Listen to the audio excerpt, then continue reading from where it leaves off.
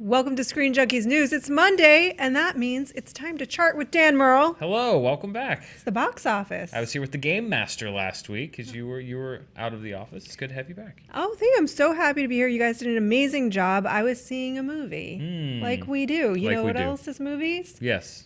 The Numbers. things that make the box office.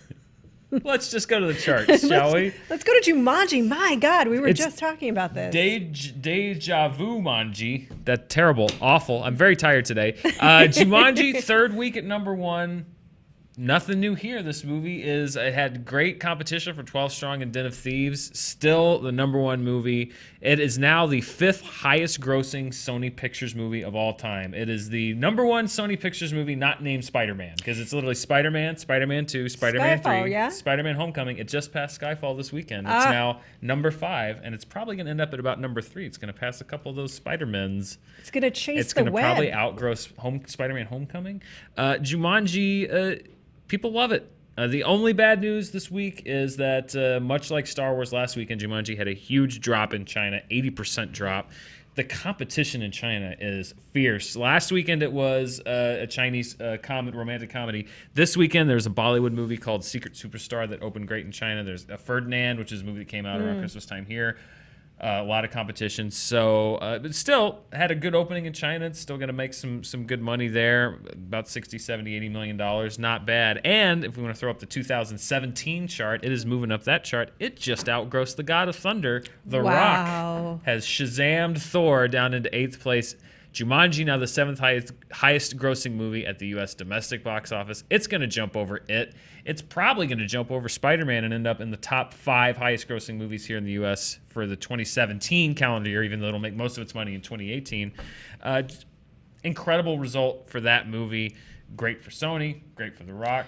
Great for everybody. I know that Sony wanted and needed this and was very excited about this, was worried about The Last Jedi, which we'll talk about again a little bit later. But I think the cool thing, or the interesting thing that we're noticing in terms of the trend with China, is I wonder if this may change the approach, the distribution approach, and how sort of the studios, U.S. studios, have been working with China over the next couple of years. Yeah, for a long time it was kind of exporting to China, and then it was financing with China, and now China's kind of saying like, I'm good. We're good. And so now it's kind of going back to the U.S. competing in that market, not just with other Hollywood films, but with Chinese films, with world cinema. Like I said, there's a Bollywood movie that opened really well. So China is becoming more and more so not the savior to the box office that it was for so long. It's just another competitive marketplace, maybe more competitive than right here domestically. Well, we'll talk about that and why that movie and one other one did very well. But hey, 12 Strong, which is a movie that I didn't see, but I hear good things about. Yeah, 12 Strong, and the reason you might have heard good things about it is that it had an A cinema score, which is a great indicator for word of mouth. It opened up in number 2. This is Chris Hemsworth's fourth best opening if you don't include Mjolnir-related movies. No Thor movies.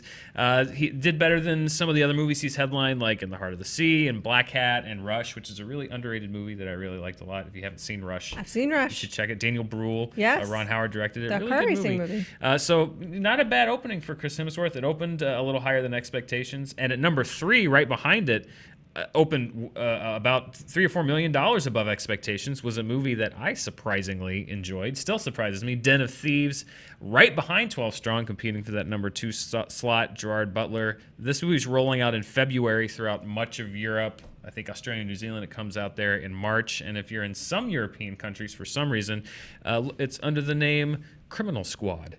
Criminal Squad? Yeah, I think in Germany and another couple of countries is coming out as Criminal Squad. So if you're a German viewer, guten Tag, and if you want to see Den of Thieves, you're going to have to look for Criminal Squad. Yeah, look, I think we did translations of movies on one Screen Junkies universe, which is our morning show. But if we didn't, we really should, and we will. Here's a movie that I want to talk about, which is The Greatest Showman. Yeah. Because continues to just perform and perform. We're both tired. Yeah. It's a Monday. But still, it just continues to grow and grow and grow. Audiences are loving this movie, and they're seeing it multiple times. And The Greatest Showman is, in certain categories, it's a chart maker's dream or a numbers man's dream, because in certain categories, it's starting to put up some kind of historic movies. It had the historic numbers. Sorry, it had by far the best hold in the top 10. I think last week it lost about 10%. This week it lost less than 15% in week 5 for that movie. That's great. And last week when we were talking about The Last Jedi, we were talking about the concept of legs and how does a movie do versus its opening. And this is really where a lot of the numbers, when you look at them historically, The Greatest Showman is chasing some pretty big records.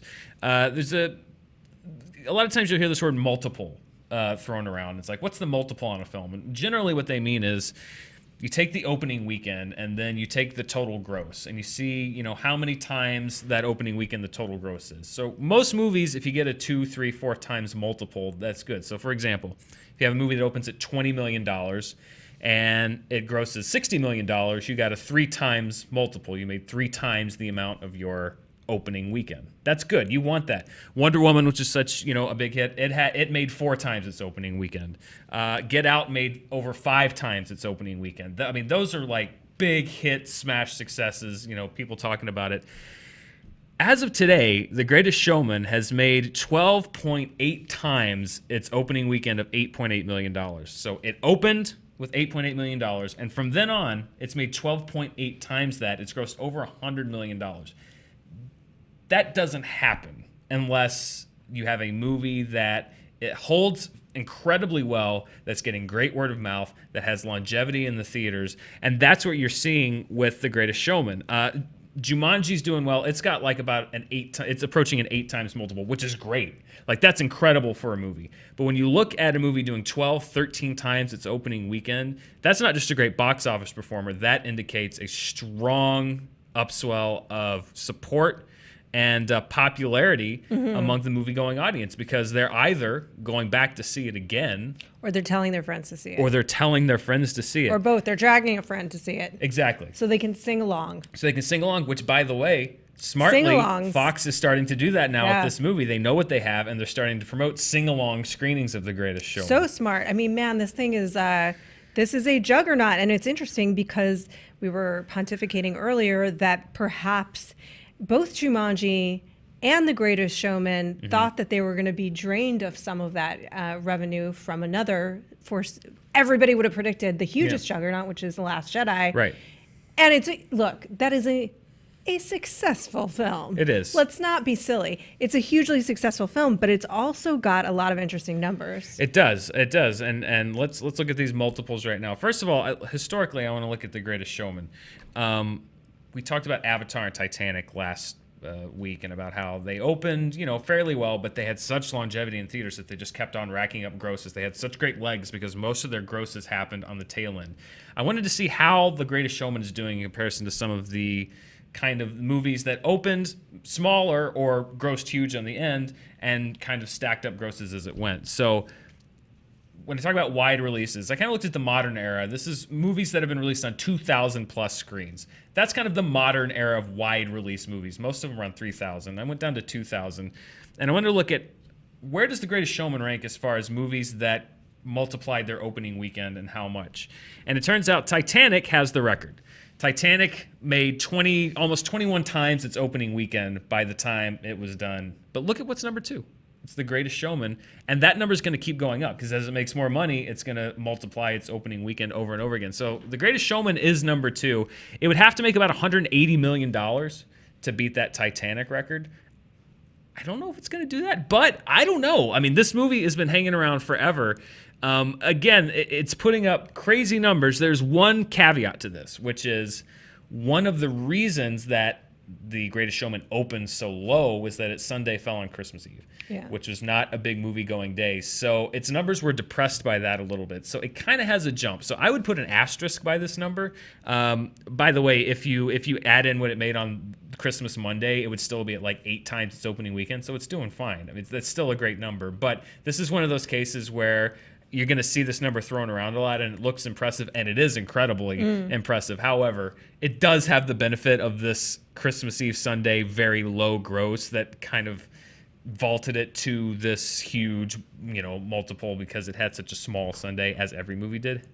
That being said, I don't want that to distract from the fact that what you're seeing with Jumanji and what you're seeing with particularly The Greatest Showman are some really phenomenally strong numbers as far as longevity, as far as people going back to see it, and as far as word of mouth sending people to go back in the successive weekends. And that's what you want. That's what the Christmas window is. You open a movie around Christmas time and you have 4, 5, 6, 7, 8 weeks to breathe before any huge players come back into the game. Yeah, there's almost no competition right now, if we're honest about it. Even the movies that are in the top 5. Not major league competition. Not major competition. Even the movies that are in the top 5 are not necessarily big family popcorn movies. You have Jumanji, you have The Greatest Showman, and you would have thought that Star Wars would have been having...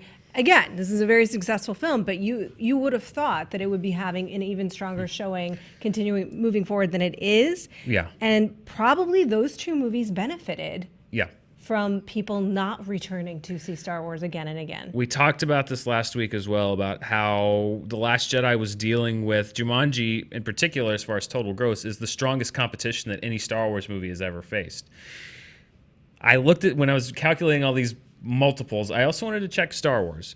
Right now, it dropped to number 8 this past weekend. It's still continuing to track a little bit behind, but consistently behind what Rogue One was making at this point in its run, which still puts it on target to make about $620 million domestically here. So I wanted to look at that multiple as far as, like, if it finishes with $620 million, how does that relate to its opening weekend?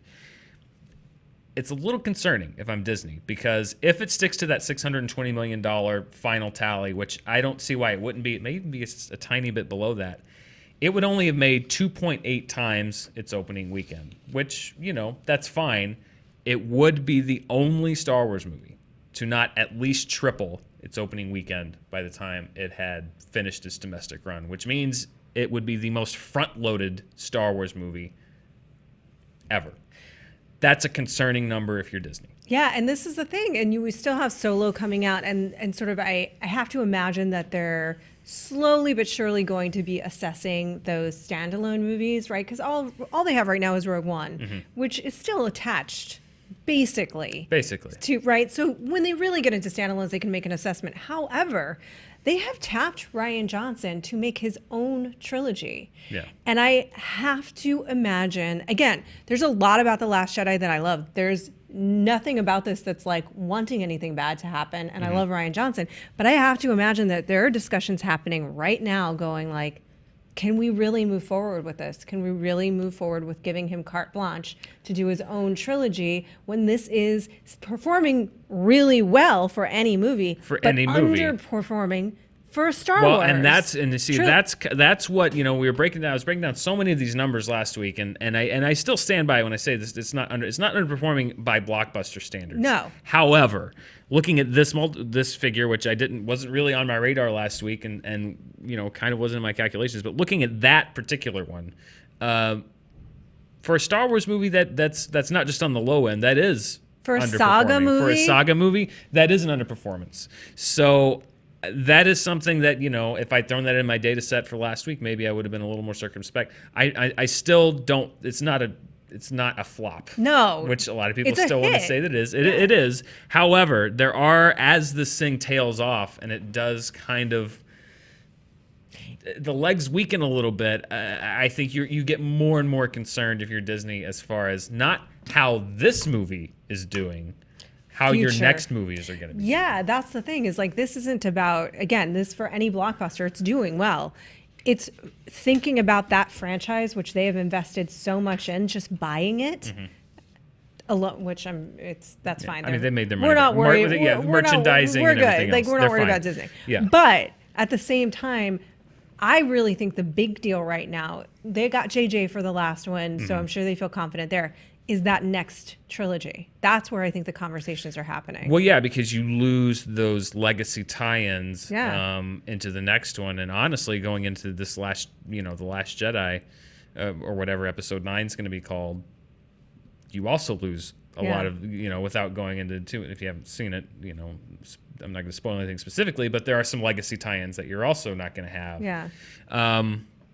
We'll see. It's We'll just see. interesting. If I were Disney, I would be kind of raising my eyebrow at these numbers, because, there are detractors and there are defenders of this new movie, but there's also numbers. There's just and straight data. finances. And there's straight finances, and I think, nothing's on fire right now, but it's time to start keeping an eye on things, particularly with a troubled project on the horizon, which you have in Solo. Absolutely. And you're talking about investing the next 7 to 10 years in one filmmaker to carry through the next legacy, the next piece of this legacy. Yeah. I wish the best for everybody. I do wonder what will happen. Yeah. Let's look at the per screen, the little movies that could. Top per screen. At first blush, this was going to go to Hostiles, which is a Christian Bale Western, but it actually ended up being a movie called The Insult. This is a film from Lebanon. It's won awards at the AFI Film Festival, the Palm Springs Film Festival, Venice Film Festival. Over $7,000 at 3 screens, one in LA, a couple more around the country. It's about 2 men from different faiths that are locked into a court case. There's a media circus. To be honest, this is not a movie that's on my radar, but it's nice to see a little world cinema in the theaters. It's doing well, even though it's only on in a few theaters nationwide. So The Insult, and Roth, you'll be happy to say, I didn't have time to crunch all the global numbers, but Paddington 2 still remains the highest grossing movie globally, over $170 million worldwide. And well deserved for that little bear. I love that. I will say The Insult is one that just on paper appeals to me. I'll probably go see it. But Paddington is a delight, and it deserves to stay number 1 for as long as it can, which will probably be until about when does this Black Panther weekend. come out? Yeah. Well, Maze Runner. I'm curious. What do you think? think? Well, the Maze Runner actually opened in a few international markets and made about $15 million in 3 or 4 markets. It's opening here in the U.S. and in a lot more markets. I don't know if it's gonna, if I'm honest. This is a franchise that's been a little bit delayed, but we'll see. Let's look at the 2018 domestic box office here. And Insidious still remains. This is going to be the most popular globally, the most popular installment of this franchise. $10 million budget, $58 million here, over $100 million worldwide. Blumhouse doing this Blumhouse thing. Commuter, Paddington 2, only $24 million here. It's made the vast majority of its money overseas. Proud Mary, and then 12 Strong Den of Thieves, Forever My Girl, which was also a somewhat wide release that opened this week. I did not see it. MoviePass told me to. I didn't listen to MoviePass. Isn't it a Nicholas Sparks? It's a Nicholas Sparks-esque. Yes. I didn't see it. But I'll go see The Insult. How's that? Exactly. Go see The Insult. And Maze Runner: The Death Cure opens in the U.S. and elsewhere next weekend, and we'll see how it does. Does the YA trilogy capper have a little gas left in the tank? I don't know. We'll see. I'm curious because, boy, the rest of them sure have run out of gas for the most part. But it looks like there still is a fan base for this one. And of them, we did a review. You can go check it out. It's a well-directed movie, so we'll see. It's a well-directed movie. I couldn't quite recommend it. It had some issues, but I think I probably, out of the 3 of them, I liked it about, I guess, probably the best. I don't know. I liked them all about the same. I liked them all about the same, too, which was, they're okay. They're fine. For what they are. It's well-directed, but yeah, it does have problems. That aside, next month is when we're going to see the really seismic shifts happening in these charts with Black Panther. Of course, we are going to be freed from 50 Shades next month, which I'm sure we'll still post an opening that's higher than either one of us are happy with. Then we go into March, we've got Ready Player One, and then we're into April, and then we're into May, and guess what? It's summertime. And then it's all of the movies, but Black Panther's already huge pre-sales. A lot of pre-sales. That's going to be one of those, it's a chart topper. Yeah. Dan, it's fun talking about the movies and the charting and the monies. Love doing the charts. Keep going to the movies. Go find the ones that you like. If you see one that you like that we haven't seen, let us know. Yeah. I just love movies. I love talking movies. I love seeing movies. Me too. And I got some good recommendations. You know what? Sometimes I even like to see the movies that aren't good if they're not good in an interesting way. For example, Lon Harris, our own beloved Lon Harris, recommended The Snowman to me today, which I have not seen yet. Wait, isn't that supposed to be terrible? Yes, but in an interesting way. So I'm going to watch it on VOD. I told Lon last week I went to see Film Stars Don't Die in Liverpool. Did you like it? It was finally on a screen here in LA. Did you like it? I liked it a lot, and they're crazy for not pushing that movie for Oscar consideration. I agree. Annette Bening, right? Annette Bening. They're both great. They're great. Alas. Go see Film Stars if you can. That's the charts. Yeah. That's all I got. Those are the things. Let us know. Thank you. See you next week.